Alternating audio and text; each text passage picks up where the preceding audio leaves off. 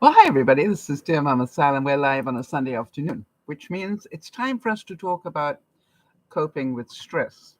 And today, the stress that I want to talk about are the stress of surprises. And I don't know about you guys, but some people like surprises and some people don't.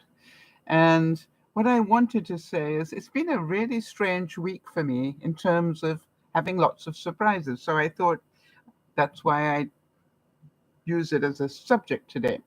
So I hope you've had a great week, and I hope it hasn't been full of too many surprises. Um, I am not sure whether there are any birthdays this week. There haven't been any that I've been able to um, find. And so if you had a birthday this week, please let me know, because it means that we haven't got it on for some reason, my notes are not coming up properly, so just bear with me a second. Um, anyway, so if you've had a birthday this week, please let me. Yes, Charlotte, I know yours is coming up, all right, next Saturday. But I just don't have any for this week. So if anybody has one this week, just let me know. All right. Uh, the discussion that we're going to have, if I can get this up, isn't this weird?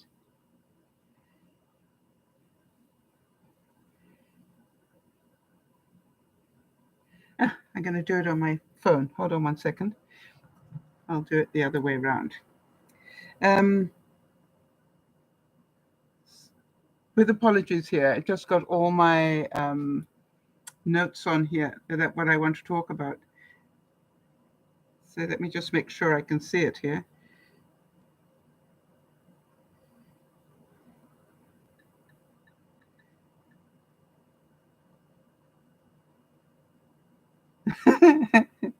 The worst thing. Yeah, tech. Yeah, send me tech vibes. Thanks very much. I appreciate that.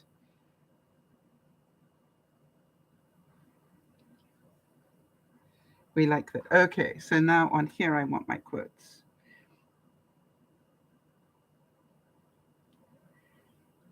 You know, it's funny when you think you have everything together, you get the biggest surprise of your life because you find out you haven't.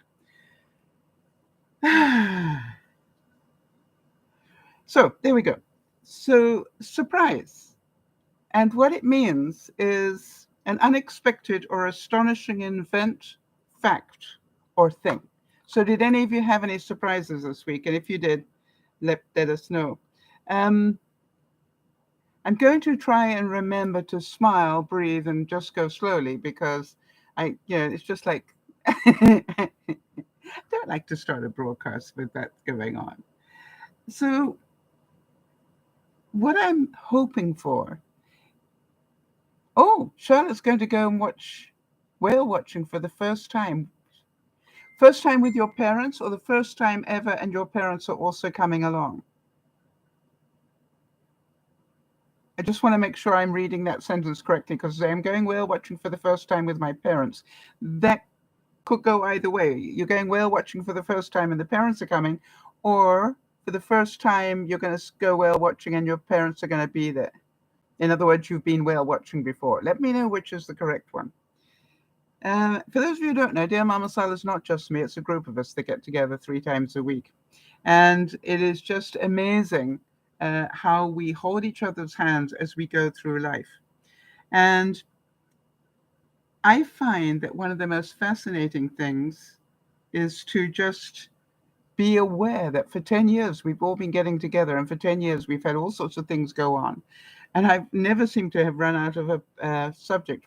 Talking about birthdays and celebrations, I do know that Friday was the anniversary of the passing of Erin's daddy. And so I'm pretty certain we all want to send thoughts and prayers to Erin because that must have been a very difficult day. And I, for some reason, missed mentioning it. I had it in my notes, but I missed mentioning it on Friday. So with apologies on that one. George S. Patton, the general, said, "Don't tell people how to do things. Tell them what to do, and let them surprise you with their results. I want to tell you that is something that I always found fascinating when I was leading people, when I was managing people and so forth.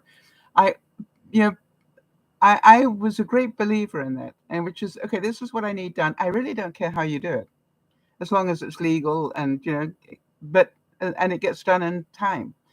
So does that make sense to you? Because I love to see how people did it. But what I used to say was, but if you're hitting a problem, make sure I know, because I need enough time to get you out of the problem. Amazing how many people didn't let me know in time, in which case, surprise, surprise. I did hear from the UK Linda, for those of you who remember UK Linda and her son Nicholas, and they're doing fine, just so that you know that. And I wondered if anybody's noted a change in the weather. We went from summer into fall rather quickly. And I wonder if you did as well, or for those of you anyway who are north of the equator. For those south of the equator, you've just gone from summer into fall. Sorry, from winter into spring. Yay, that must be nice. But what I like to think of is we are well on our way to spring now. As you can probably gather, I don't mind autumn. I don't do winter well at all. I'm definitely not a winter person. So I actually count the days down to spring, starting around about a month's time. So how many of you remember that I was trying to make a soap in the Kenyan colors for Doug? And for those of you who don't know what they are, those are the Kenyan colors. And the first attempt I did failed miserably. But surprise, surprise. This is the second one. Look at that. I actually got the colors. So now, obviously, I got to do a test to make sure that it works. All right, so I'm being asked here. Karam says, "Dear DearMamaSal, what do you do to have your nails so long and gorgeous?" Thank you for the compliment. I actually had one person when I first started doing YouTube who told me, was telling people my nails were false. And I told them they better be really careful, because what they were doing was telling a lie. And I didn't like that. What do? I eat a lot of dairy. I eat a lot of gelatin type things. I eat Jello and stuff like that. That all helps with the.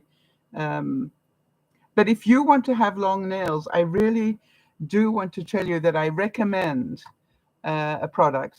I'm not paid by them, but I just want to tell you, if you really want to have long nails, get Sally Hansen Diamond, right? And it's a clear nail polish. And at the beginning of the week, put 3 coats on. And you will be absolutely amazed at how quickly and your nails grow. And those 3 coats of that diamond will keep them strong. The funny thing is, Karam, just so that you know, I have found that the longer my nails are, the stronger they are. All right. So it breaks my heart every now and then. I cut them because they're getting way too long. But when they are short, they're weak. When they're long, they're strong. Go figure that one out. I haven't been able to work out why that happens. If anybody knows why that is, let me know. Now, the other thing that surprised me, I wanted to show you.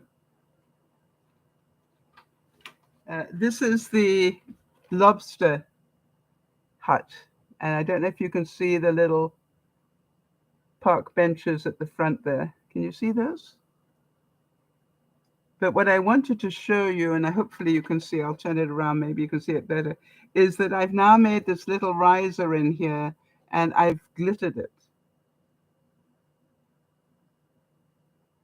All right. Put glitter on it. And what I've done as well is I put the fence on it. So slowly, it's getting warm in here. I've got my thing in. So the funny thing is, I wanted to tell you what the surprise was here.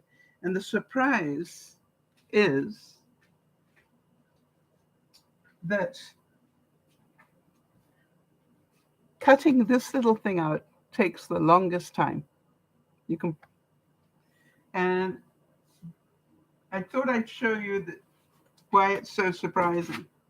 Just to cut it out, and I've learned the trick, which is to do a whole lot of them at the same time. So this is 1, 2, 3, 4, 5, 6, 7, 8, 9, 10, 11, 12, 13, 14, 15 of them, all right? 15. Have a guess. How long do you think it takes to cut those out? And I just want to show you so you can see. Can you see that? Hang on a second. So these are the size of this one. Get it? So how long do you think just to cut it, not to get them off the mat, which, by the way, getting them off the mat can be challenging. But the good news is, if you are patient, you end up with, once you've got them off the mat, you then have to take the little bits out of the center of the fence. So mindless work to do while you're binge watching. So anybody want to have a guess? How long do you think it takes just to cut them out? Never mind, get them off the mat. And the other thing is, how many times do you think it goes wrong? And it probably won't surprise you to hear that it takes about an hour just to cut them. It takes me probably another half an hour to get them off the mat carefully. 15 minutes to half an hour, depending on how the mat is. And then it takes me maybe another hour to get the bits off them. No longer, probably. So you're saying, what's the point, Sal? Why do it if it takes that long? I don't know about you, but I think that who doesn't want a white picket fence? Right? Do you agree? There's just something about having the white picket fence that just turns it into something special. So is it cost effective? Oh, no. And do I care? No. To me, it's about, it's what needs to happen. So Jimmy Buffett, who passed last week, said, searching is half the fun. Life is more manageable when thought of as a scavenger hunt as opposed to a surprise party. How many of you agree with that? It's like, hey, everything I do is a surprise and a pleasant one. Like I asked myself, is it possible to make a soap like this? And the first time I got it all wrong because all the colors ran into one another. And then I found out, listen to what the surprise was. The surprise was you do the black layer and then you put a very thin layer of clear and let that harden. Then you put the white layer and then a very thin layer of clear and then the red layer. So do you understand? This surprisingly works because I put that much love into it. So, and Dougie's coming for dinner this week, so I will be able to surprise him. Yeah. Oh, for those of you who don't know, those are the colors of the Kenyan flag, and he's Kenyan. So it's just like, I don't know. It's just like important to me. Do little things. They add to my joy each day. I'm not seeing any comments coming up, and I wonder whether we're good on the feed. So, Jody, if you can hear me, can you just leave me a comment so that I know that it's working? It's just unusual. Oh, there we go. Jody's saying she keeps getting kicked out. Okay. All right. So I hope the rest of you are not having that same problem. So I don't know about you, but how many of you were surprised to hear about the unbelievable flooding in Libya? And what I wanted to know was, What caused a wave as big as it was? All right. Apparently, that wave was like 23 feet high. And did any of you find out what caused it? Because I actually had to do a little bit of research. I've been to Libya. There's an awful lot of desert there. It's not known for 23-foot tidal waves, so the wave didn't come from the sea. And what it turned out was that the amount of rain that the hurricane, I think it was Daniel, actually it was a storm, a Mediterranean storm, the amount of rain that it dropped was so great that it broke two dams. And those two dams, all that water coming out of the two dams, caused a 23-foot, or 7 meters, for those of you who speak meters, wave that came down and then just took everything in its path with it into the sea. Devastating. People would not have had time to clear the area. And just that is why the loss of life is so great. But I don't know about you, but when you think Libya and you think desert, you don't think heavy rains. All right, they pray for rain. It is said that each day holds a surprise, but only if we expect it can we see it, hear it, and feel it when it comes to us. Let's not be afraid to receive each day's surprise, whether it comes to us as sorrow or as joy. It will open a new place in our hearts, a place where we can welcome new friends and celebrate more fully our shared humanity. And I know at least a couple of people who have had a passing in the this week, in the last, well, this month anyway. And, that's always a surprise. Now, it brought back memories, this whole Libya thing, of my visits to Libya. I've been there a number of times. And particularly when I think of Libya, I think about the ruins that I saw at Leptis Magna. That's Leptis, Leptis Magna, as in Magna Carta. And it was really fascinating because when I first saw them, I think I was 16. And I believe they are considered to be some of the best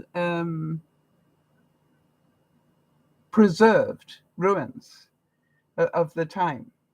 And for me, it was incredible because I just remember seeing, being in those ruins, and it's just amazing how much of it's still standing in the ruins, and then the Mediterranean Sea behind.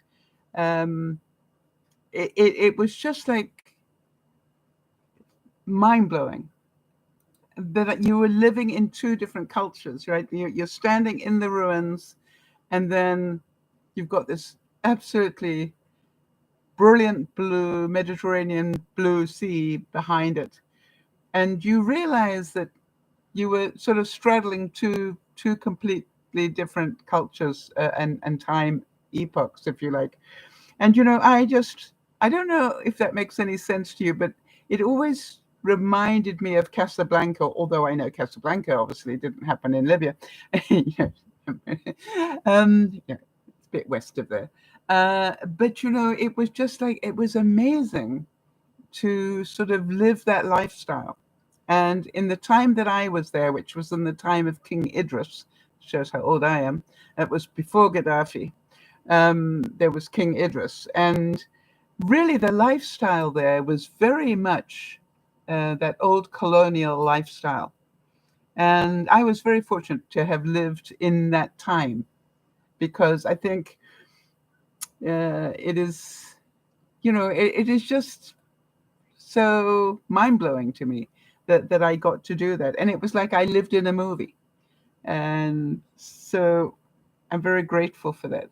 But it did surprise me how much sand there was. And I want to tell you, terrifying. I'm sure the wave was terrifying. But, every now and then, the warning would come up, there was a Ghibli coming. And, I'm going, Ghibli, what's that? And a Ghibli is a sandstorm. And I want to tell you that is terrifying too. It's like one moment you have beautiful blue sky in the Mediterranean, and the next minute you cannot see past your nose for sand. There's literally like a rainstorm of sand, and it's not fast moving. It lasts for hours. And if you've seen Lawrence of Arabia or whatever, I think they had one in there that they fabricated one, but it is really scary. So, and it was the first time I got to drive a Porsche. I have great memories of Libya. Now, also the other memory that I don't think I've ever told you guys, but it was funny. I was 16 at the time when I first visited my sister there.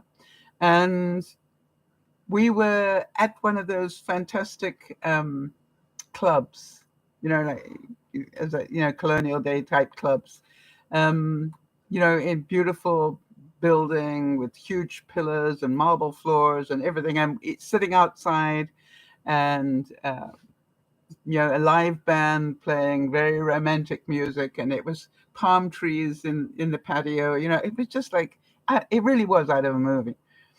And then what I didn't know was my sister jokingly sold me to a sheik or a sheikh. I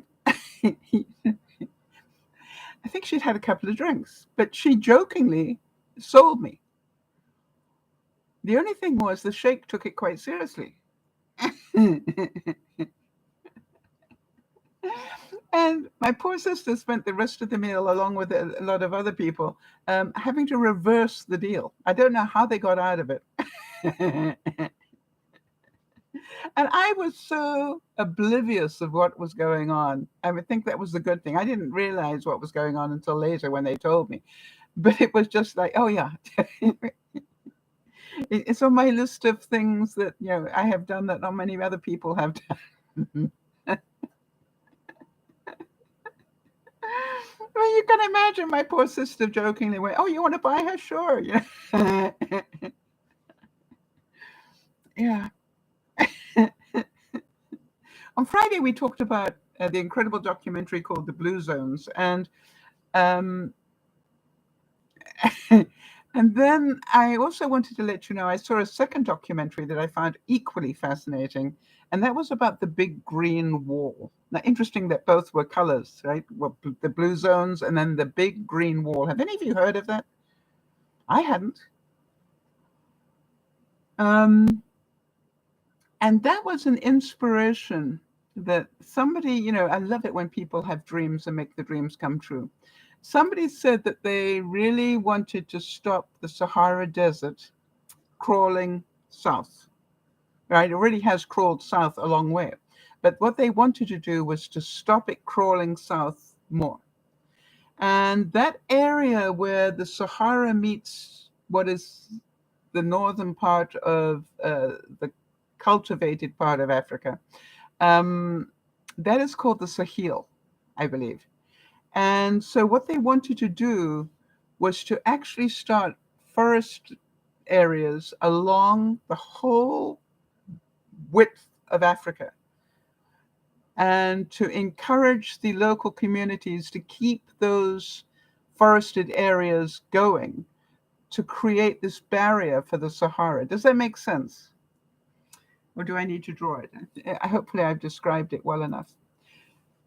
It was launched back in 2007, and I didn't know that. And I'm going, how come I've lived all this time and I've never heard of this? And it started really well with quite a few countries across the breadth of Africa buying into this. But they also hit some problems. And so what was happening was that organizations were fundraising and doing things and getting the seeds to the communities. And then they were sending in aid workers to show them how to grow the seeds into seedlings, and then to take the seedlings and create the forest area, and then how to nurture that forest area to create the forest that would become part of the Big Green Wall. And it went pretty well in the countries where people adopted it, except by the time that the seedlings got to be trees, apparently an awful lot of people were chopping down the trees for firewood. Can you imagine after all that? I don't know. To me, I'm going, that will be a surprise. You've just spent the last 20 years nurturing this tree, and you wake up the next morning and surprise, surprise, somebody cut it down for firewood. Wow. That must have been devastating. And so what they realized was they might need to rethink the forest idea. And so what they have done is they've had a rethink all across the whole system. And now they're doing a mix. The trees they are planting are now valuable trees to the community. Jody, I think you and I talked about moringa powder many years ago, 10 years ago, probably. Remember that? One of the trees that they are planting is moringa trees. Why? Because the moringa leaf powder is extremely valuable and therefore makes the trees very valuable. When the tree is valuable, people don't want to cut it down. They also are planting medicinal trees. They are planting trees, obviously all these Kew Gardens got involved with this. And Kew Gardens, did a whole thing about, we want some medicine trees, we want some money-making trees, we want some shade trees, so that they can grow their vegetables and stuff underneath the shade of the tree. And, they really research this. And all of them need to be drought resistant. So they worked on all of that. I find it fascinating. So what they've done is the aim is to restore the continent's degraded land. That's the land that's been taken by the Sahara, and to turn it back into usable land. So they found by doing a mix of trees and farming, vegetables and stuff, they have created a better mix, all right? They got valuable trees that people don't want to cut down because they like the money. They have put in medicinal trees that people like because it helps the community. And then they've taught them how to grow more vegetables and stuff under the shade of these trees, which makes that whole line, if you like, much more usable land, and they can do that. However, they started this in 2007, and we now have climate change. And it will be interesting to see if they can maintain the big green wall with the climate change going on. It was just, to me, I don't know about you, but to me, it was fascinating. So if you get a chance to check it out, do that. I was pretty surprised when, after spending nearly $500 Canadian on getting my website up and running again and do stuff on it, that it crashed. And it crashed because of a security issue. I had updated my security license. You have to have a security license thing, but it hadn't got put in properly, and therefore my site crashed. Can you imagine? $500 later. And I thought about it, and you can imagine that was pretty surprising. And you can do one of two things when that happens in your life. When that sort of surprise hits you, you go do one of two things.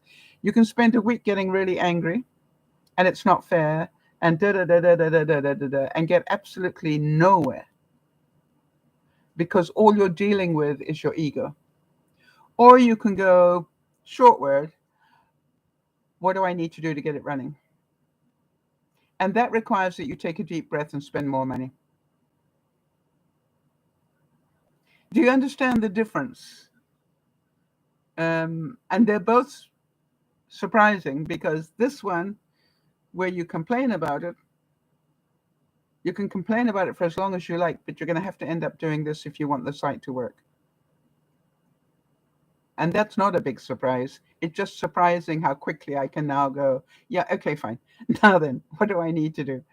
And I think that was the thing that did surprise me, was how quickly I just went from just being devastated to, well, you've got to do what you got to do. And so I did.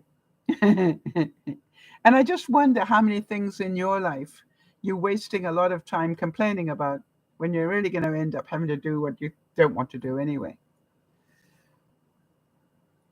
And what I would say is what surprised me more than anything is how expensive it is to have a website. Really expensive to have a website. It's not free. And every month there's another cost involved with it. And so just for those of you who don't know, be very wary before you start a website.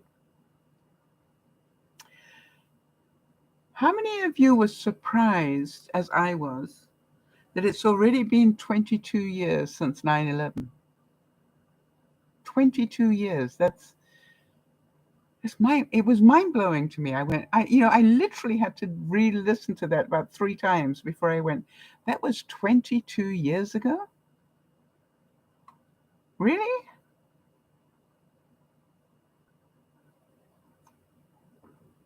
And can you all remember where you were? It's one of those history moments, isn't it, that you can remember exactly where you were. I was on the phone. I had got up early that day. And I was on the phone to a broker, who also started really early. And that's why we were on the phone. And he said, Sal, if you haven't, turn on your television immediately. I'm going, what? He said, Sal, don't ask me again. Turn on your television onto the news. And I did what I was told, and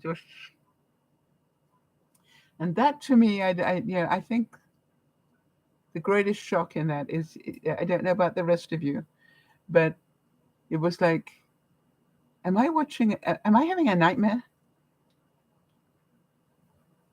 And I tuned in just before the second tower went. Scary. But in a way, I look at it and go, I was part of history because I got to see that live. I got to see it happen. And, it was one of those things where it was a bit like the invasion of Iraq. When we first time we saw live coverage of something like that.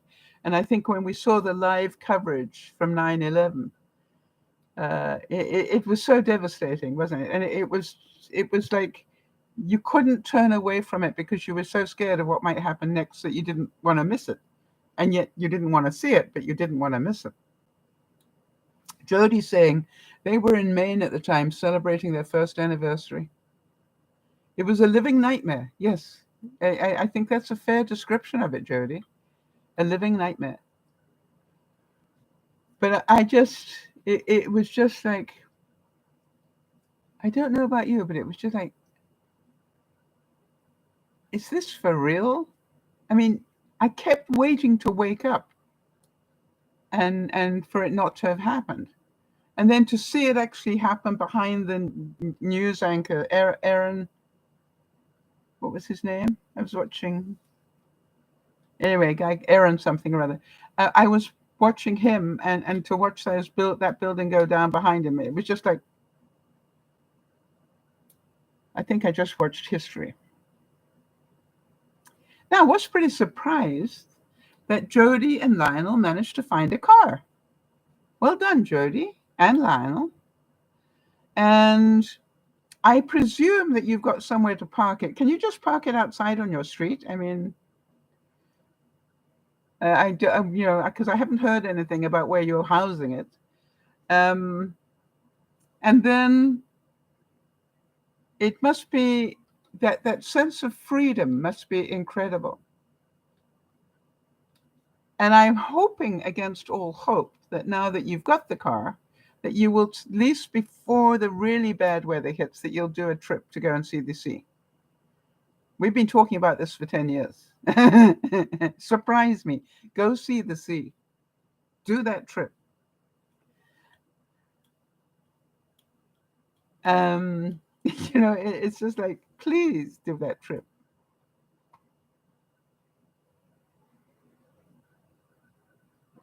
For those of you who don't know, Jody has a number of health issues, and for as long as I've known her, she's wanted to go and see the sea again. And for as long as I've known her, she hasn't done that trip. And now they got a car. Now they need to go do it. But I am delighted because I was thinking how important that car is going to be as the weather deteriorates for you there in New Hampshire. And, at least you know that the car is there. And I pray for that it works well for you and that you don't have any major issues with it. So well done. I know it took a long time to find it, and I'm happy that you've done that. Now, some of you might have noticed I'm wearing 2 watches now, not just one. Now, why am I wearing 2? This one, my Fitbit stopped showing me the time or anything. In other words, it's working, but the diode or whatever that makes the screen light up died. Now, there's a big thing with Fitbit because obviously I spoke to them about it, and they said, well, we will give you 30% off a new watch. I did a bit of research, and what I found out was that it didn't just happen to me. It happened to a lot of people, which means there's something in the software, and what they did is they just stopped this particular watch from working. And if it doesn't work, what are you going to do? Buy a new one? I don't know about you, but on principle, I did not buy another Fitbit. This is called, okay, you want to force me to buy a new watch? Why would I spend 200 on another one of these when I can spend 50 Canadian and have a watch that I'm still working on it, people. Okay, that has 1, 2, 3, 4, 5, 6, 7, 8, 9, 10, 11, 12, 13, 14, 15, 16, 17, 18 different functions on it, including a calculator. How useful is that? Go back. Here we go. It finds my cell phone. That was amazing. It has breathing exercises, which a Fitbit does. It has its own flashlight. So if you're trying to see something under the bed, you can use it. It has, hang on a second. Anyway, takes forever, but it's got that many different things.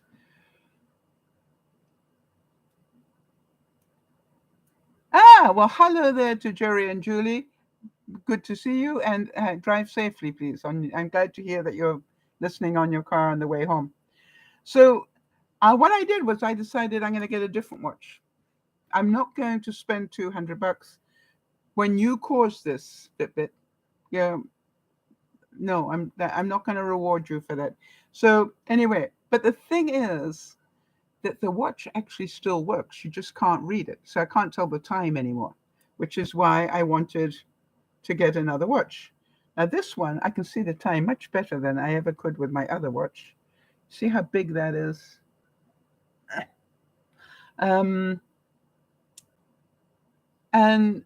But I still like some of the information that my Fitbit gives me because it's still working.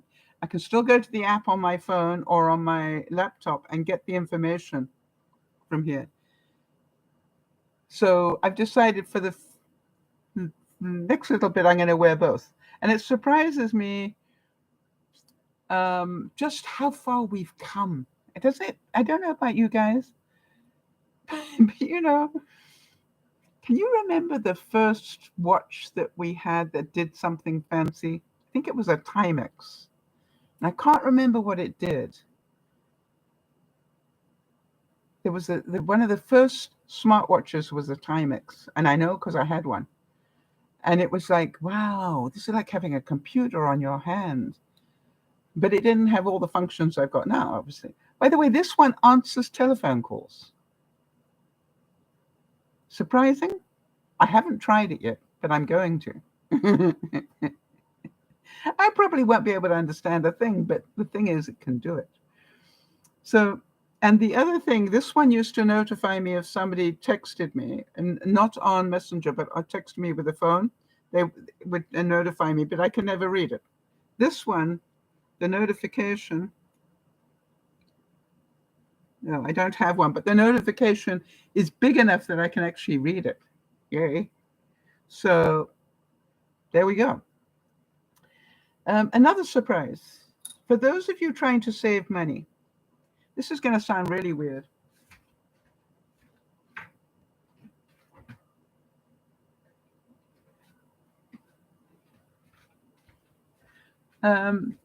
Toilet paper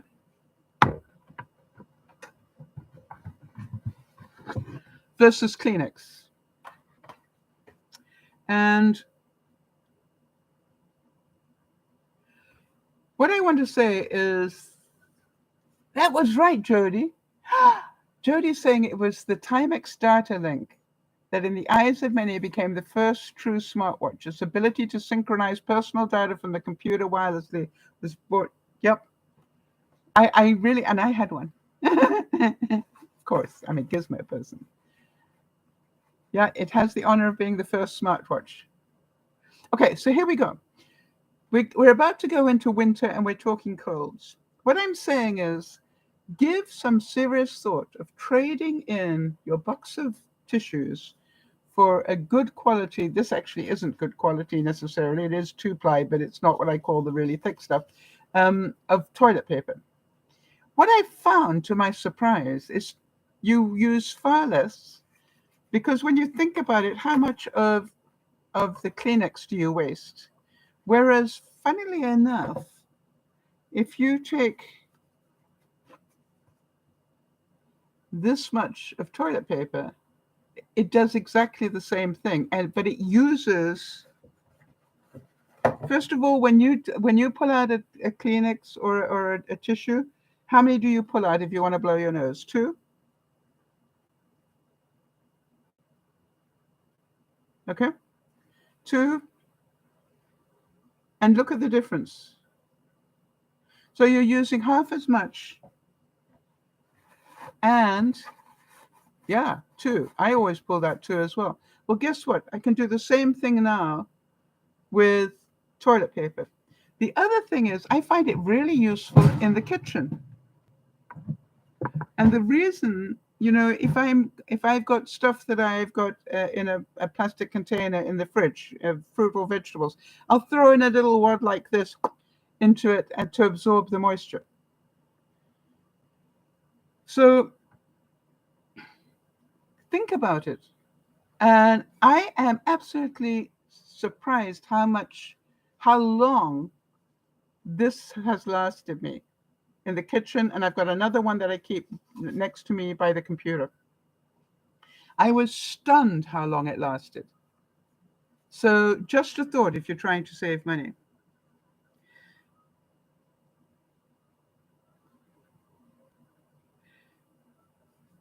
It was said that I have seen many storms in my life. Most storms have caught me by surprise, so I had to learn very quickly to look farther and understand that I am not capable of controlling the weather, to exercise the art of patience, and to respect the fury of nature. Isn't that relevant to today's news, right, with what's going on in Libya? The other thing that really surprised me, and I wonder if any of you found it as well, did any of you hear about what's happening at the Panama Canal? Now, for those of you who don't know, and I'm pretty sure most people do, but it's possible you don't know, the Panama Canal sort of goes through that tiny little bit that joins North America to South America, obviously in Panama. And they built it in the early 1900s and lost a whole lot of people doing it because of yellow fever and malaria and all sorts of things. But what it did was, prior to that happening, any ships that were trying to get to the west coast of America had to go all the way down and round the bottom of South America and then all the way up and then up to the US. By being able to cut through the Panama Canal, it obviously saved them a great deal of time. Therefore, money.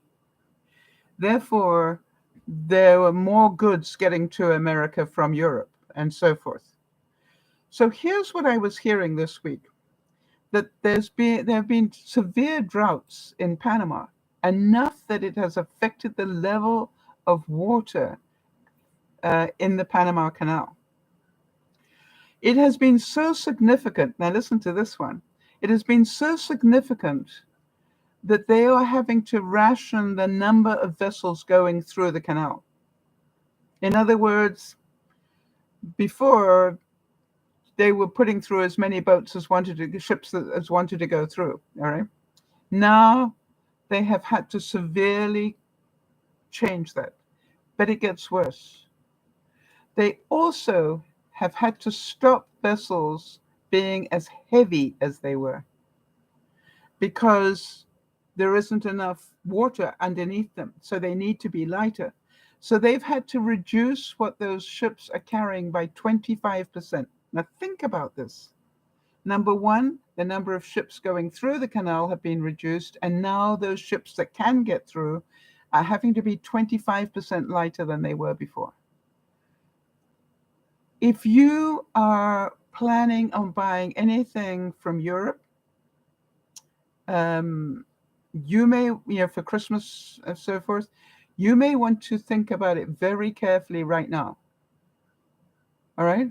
Jody's saying it's a recipe for disaster. It is a recipe for severe supply chain problems for anything coming from Europe. So if you like European cheeses and you bring them in for Christmas, or you like European whatever, or even from Africa, if you're buying stuff that's coming in from Africa, anything that's normally would go through the Panama Canal, just know that you need to be aware. Does that surprise any of you? It's just like, I expected the drought to happen in Africa. I didn't think about it happening in the Panama to that degree. And now what surprised me was that I heard this week that California is suing the gas companies. Did any of you hear that? And suing the gas companies because they knew what effect fossil fuels were having on climate change and did nothing about it. And so now California is saying, because you ignored it, you're now going to have to pay the price. You knew that it was having an effect and you did nothing to warn us. You did nothing to help us, and you did nothing to stop producing that much and whatever.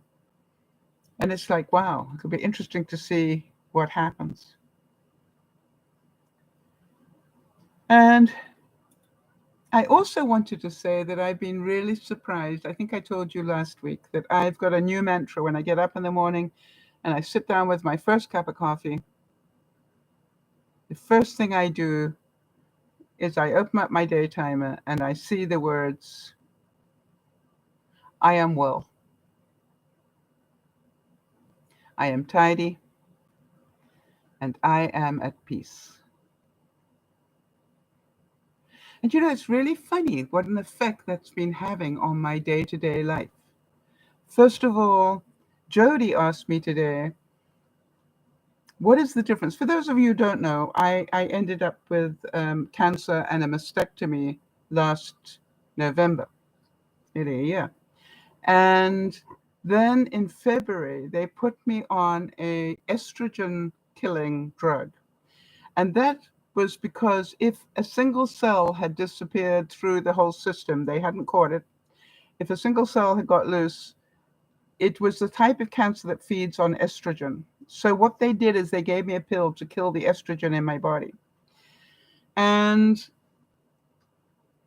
I want to tell you, it was really scary when you read, it's the first time I've ever had a box where it says in white writing on a black background, dangerous drug. And, it was just like, seriously, I've never had a box that looked like that. Anyway, I took it and they told me literally 1,001 things that it could do to me, which made you not want to take it, quite honestly. But you also know that you're risking your life if you don't take it. So what I did was I started taking the drug, but as those of you who watch me will tell you, that it sapped my energy day by day. It got my energy depleted more and more. And then I started to get these horrific brain fogs where my mind wouldn't work. And I couldn't get my creativity going, and I didn't want to do it. Quite honestly, my life sucked. And I don't mind telling you, it was horrible. And my hips were so painful I couldn't walk. You name it. But I stuck it out because I kept thinking maybe it will get better as my body adjusts. Well, after 6 months, I had to go back to the cancer clinic for them to assess how I was doing. And when they heard how I was doing, they said, "We need you off that drug." And I said, "Thank you."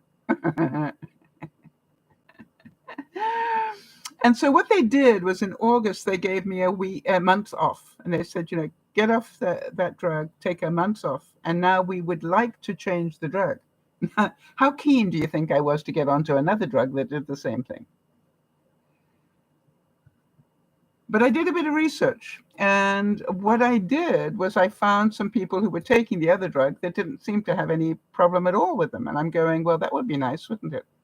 So Jody asked me, what is the difference? And Jody, I think you said on a scale of 1 to 10, right? With between the two. So first of all, you probably have noticed there hasn't been any drop in my energy level. If anything, I would say my energy level has increased. I feel a little hyper every now and then. All right. So, it was wonderful when I had that month off because my brain started to work again. My creativity came back, and, suddenly I wanted to get things done again. I didn't feel I was, on my way out of this world. So, Jody, that was the first thing. I don't feel any drop in that energy. As you know, I've been highly creative. I've been sleeping really well, and that was another thing that they said it might affect. Do I get hot flashes every now and then? Yes, and I had that with the other drug as well. But touch wood.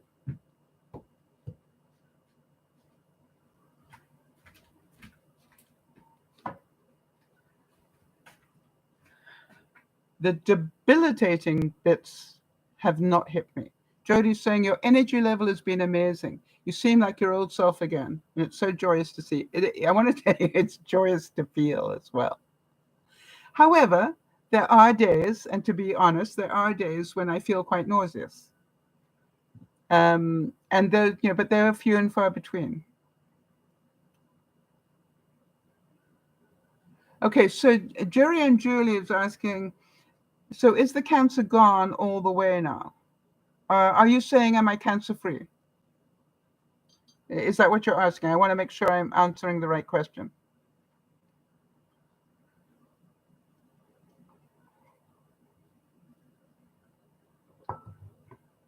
Great to see you, by the way.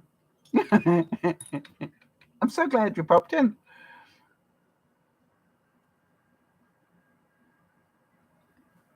Okay, I'm going to answer because I think what you're asking me is, am I now cancer-free? Apparently, I am not cancer-free for 10 years, which means basically the rest of my life, because I'm 76 now. So, that is one of the things. What they say, Julie, with this particular drug that I'm taking, is that you only need to take it for 5 years. But, I've done my research on that.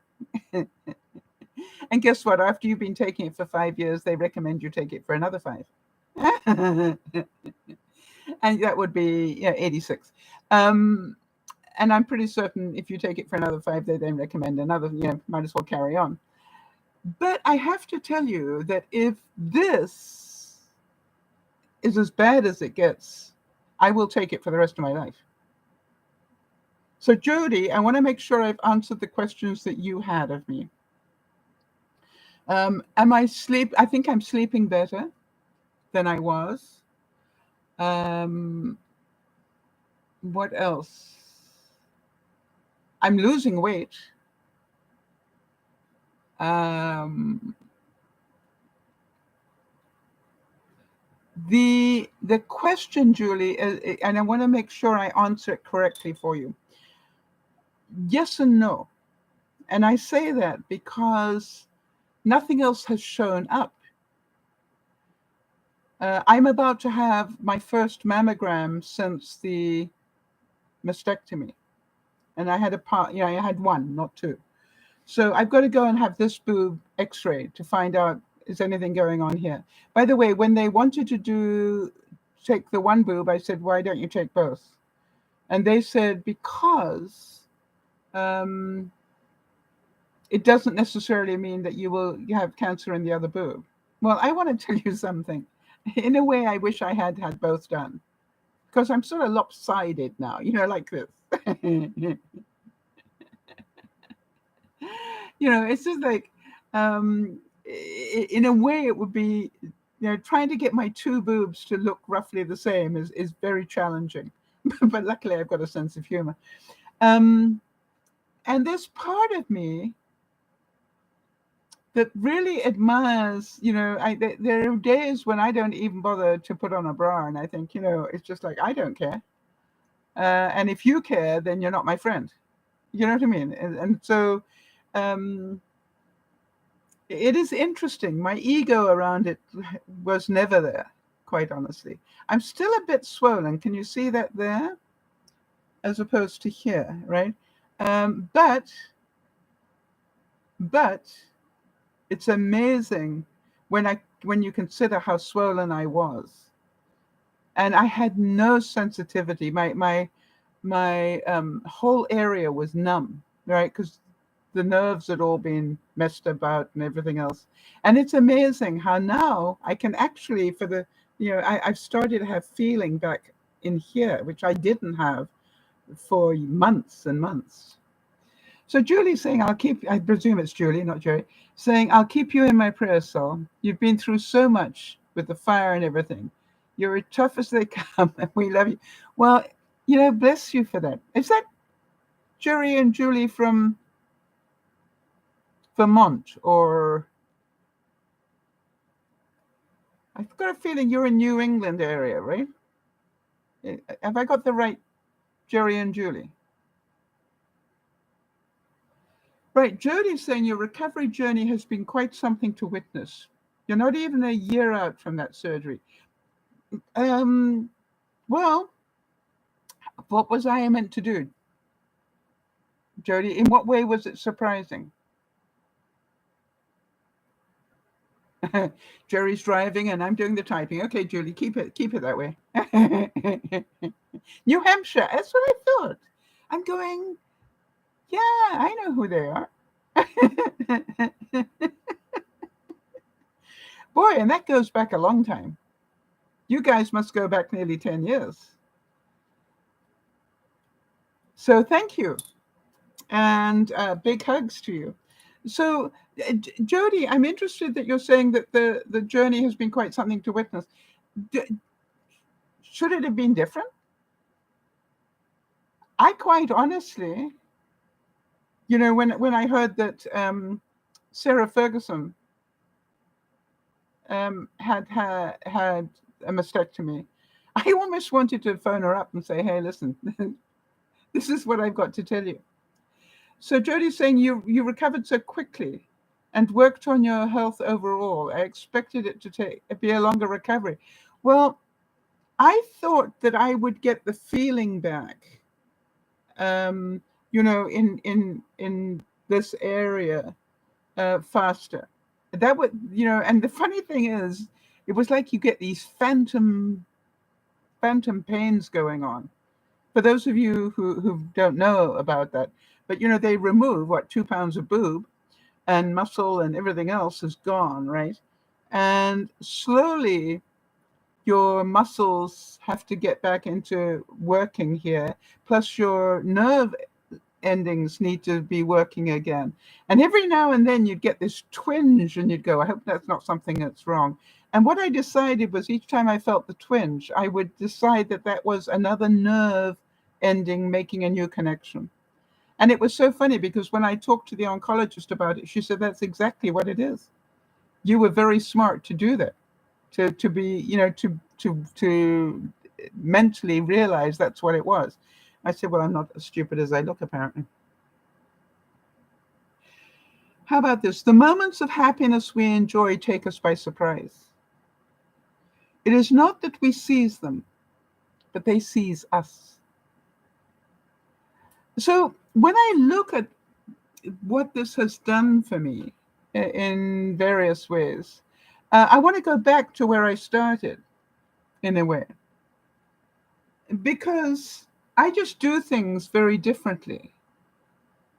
Jodi's saying, I was simply amazed at your attitude, but then again, you approached it like everything else with a great sense of humor and knowing it would be a learning process. Yeah, Julie's saying that the human body is quite remarkable. I want to tell you, it was mind-blowing.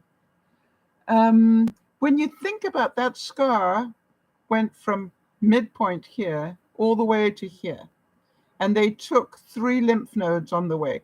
That's why I've got that indentation. You see that indentation there, which isn't on this side? That's where they took 3 lymph nodes. And luckily, they didn't find anything in any of those lymph nodes. But, that's a big scar. That isn't a little scar, right? Look at that. I haven't got my tape measure.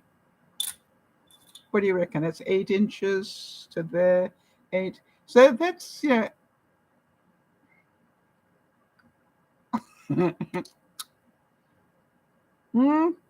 about a foot-long scar.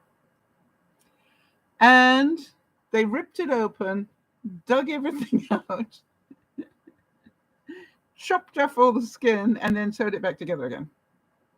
Flat.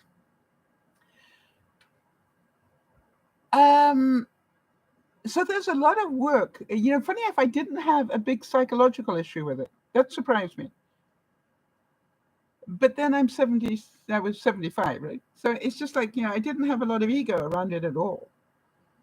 I was in pain.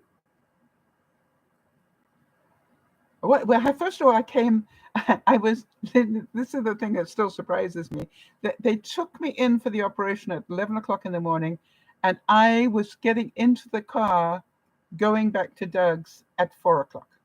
That blew my mind. Think about that. In my day, you would have been in hospital for 3 or 4 days, recovering from that. But no, went under the knife at 11, and I was in the car going home at 4 o'clock, drinking my caramel macchiato.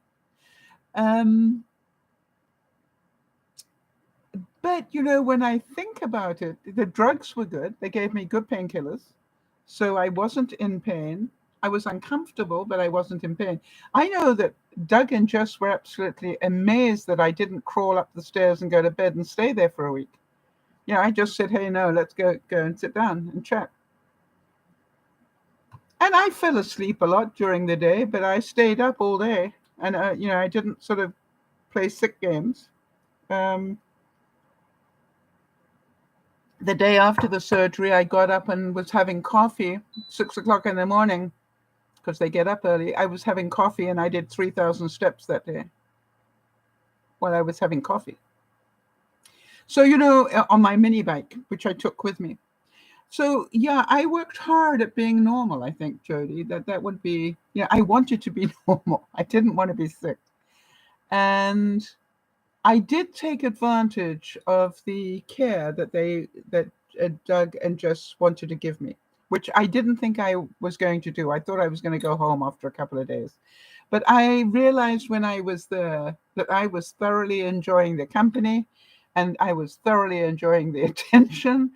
And I didn't have to think because Jess was like a mind game. She had every single pill mapped out, and I'd have these little containers next to my bed that I take this, with little notes on it. Take this at 3 o'clock. Take this at 5.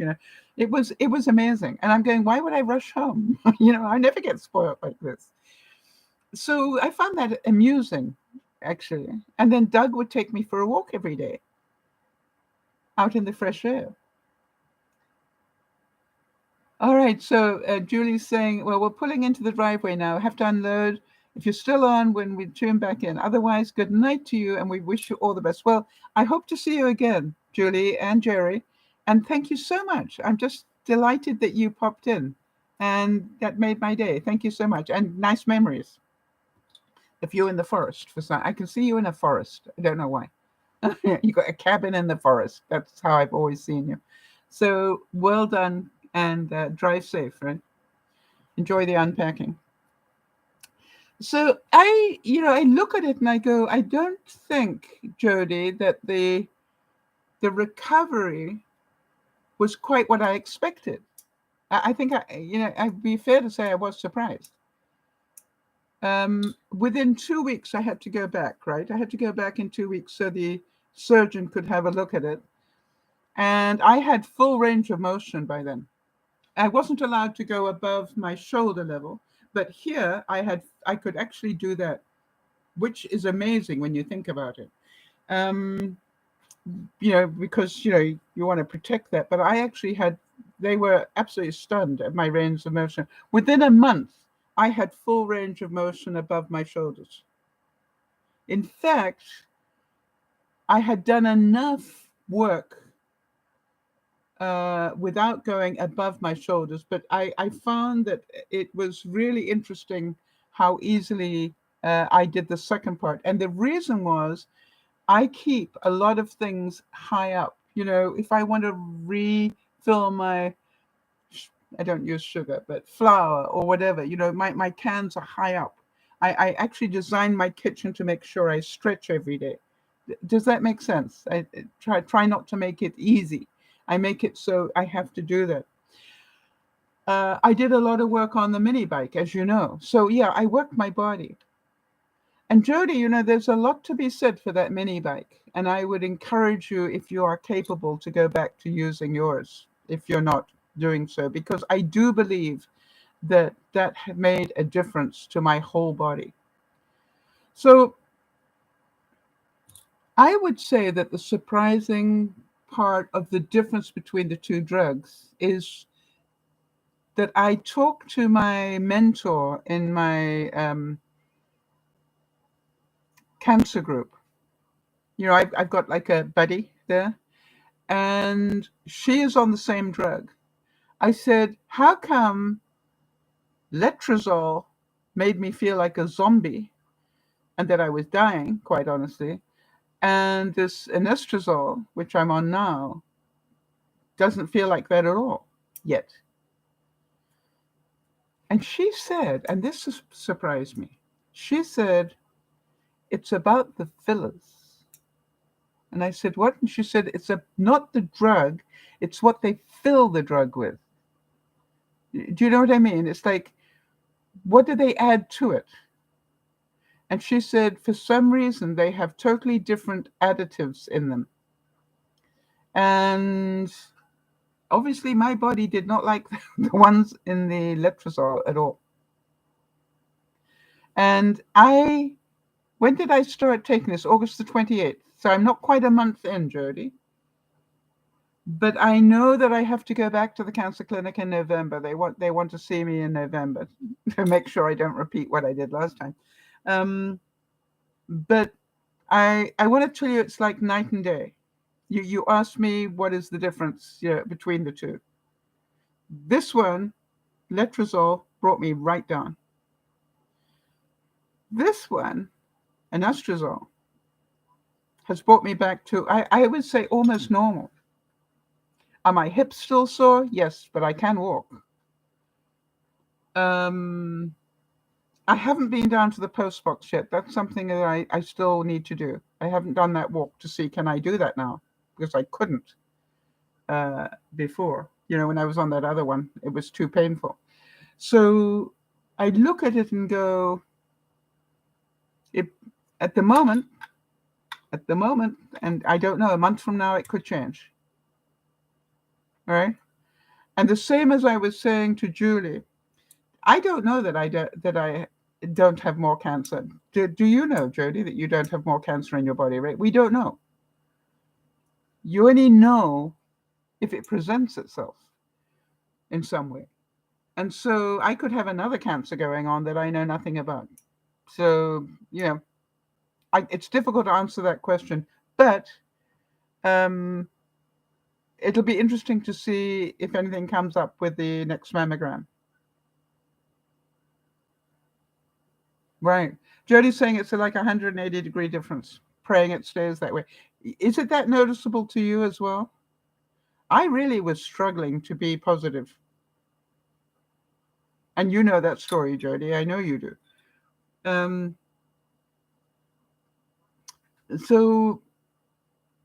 But as I said, it's about I'm getting more sleep, and it must be the fillers. That's all I can say. So lots of surprises. And I'm hoping to continue the surprise. And what I said to you was that the interesting thing that I found is that I am sort of organizing my day better. If I know that cutting out fences is going to take an hour just to cut the fence itself, without taking it off or anything else, it's such a useful thing to have going on while I'm doing a broadcast. Does that make sense? It's like, I'm going to do a broadcast, so let me cut out a whole lot of fences while I'm doing it. Good use of time, right? The big surprise is that I made, some of you know I'm going to be seeing Benji, Judy, and the girls at the end of the month. So I decided to make Isabella some soap and Kira some soap and Mia some soap, Leah some soap, and that would leave Juliana. And is that back to front your way? Because it's wrong. It's actually facing the wrong way. So that was a surprise. And it was so funny because I looked at it and said a very short, unpleasant word, and then laughed and went, aren't I lucky the others all were right? And then I realized, it's a bit difficult to get that one wrong. But I got that one right, and I got that one right, and I got that one right. So now it is backwards, sorry. Okay, fine. So now I only have to remake one. But aren't they cute? Don't you think they're cute? And they all have different fragrances. And I don't know if you can see that, but like the top half is aloe vera. And then the bottom half is just white soap.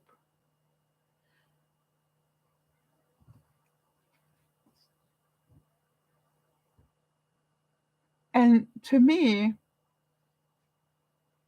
it's part of my joy. You know that. It's part of the joy that I feel. What else surprised me? What surprised me is we are just about finished in the shed. For those who've been watching that journey, I had a shed that is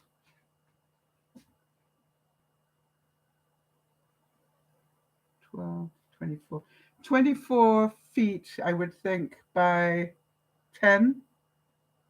Big shed at the back of my house. And ever since I moved here, it has been full of boxes. And when I say full, if I wanted to get anything in the shed, the only way I could go along that 24 feet was sideways. Because, I either needed something on this side or I needed something on that side. The boxes were 1, 2, 3 boxes deep both ways. So it was like a storage locker. And now I can walk in and actually touch the shelving that is in there. It is just so surprising. We still have, I think, 3 big boxes to empty, but they've basically got big things in them. That's why they're big boxes. So hopefully that won't take a lot more. And so it looks like by the time we hit winter, we'll be done. And that surprised me. And what did I do to make that happen? I swallowed my ego and paid somebody to come help me. All right. And I recommend that. And I really, there's part of me that said I couldn't afford it. And there's part of me that said, I'm so glad I found the money. Let me eat baked beans on toast and let me have somebody help me with that shit. Because it was driving me insane. And now I still have, I took boxes out of my studio because they hadn't been unpacked yet. And I still have boxes now that I took out of the studio in my bedroom. But every week I work through another box. So I am hoping that by Christmas, I will actually be unpacked. And you're going, the problem was I went from sort of like 2,500 square feet into half of it. But I basically brought 2,500 square feet of stuff with me. So that's why it's taken so long. And every box that I undo, I am amazed at how much of it goes to Goodwill. You know, there's part of me that wants to hang on to it, and then I go, why, Sal? You're just going to give Yvonne this problem. So just get rid of it. And so I look at it and go, what surprises me is that it has gone so quickly.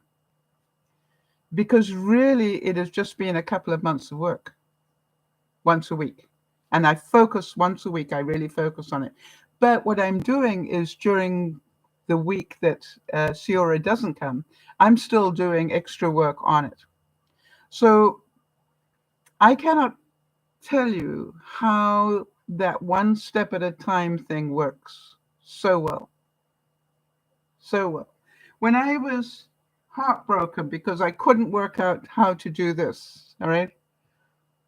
I just remember saying to myself, Sal, you're not the first person that's tried to do this. So, you know, you need to do a bit more work on Google and find out. And then I found out how to do it. And I'm going like this with my fingers because that still needs time to dry it. And I look at it and go, there is no doubt in my mind that being creative lifts my mood. And I think you all know that. And the reason that I will continue, you remember what I was talking about on the Blue Zones on Friday? You know, one of the things that they said that they noticed was that people who were aging that carried on doing stuff, all right, that challenged their brain, that challenged their, you know, that they needed to use their hands or whatever. Doesn't matter that I've got arthritis, and you can see I've got bad arthritis in that knuckle. It doesn't matter. This is about, can I still do the best I can with what I've got, you know? And it's just like, I can feel every day when I go to bed that I have used my brain a lot. And that's why I'm sleeping better. All right. It's not that I have, Jody, I think the word I would say to you was that when I was on that drug, I was existing. I wasn't living, I was existing. And you probably know of what I speak.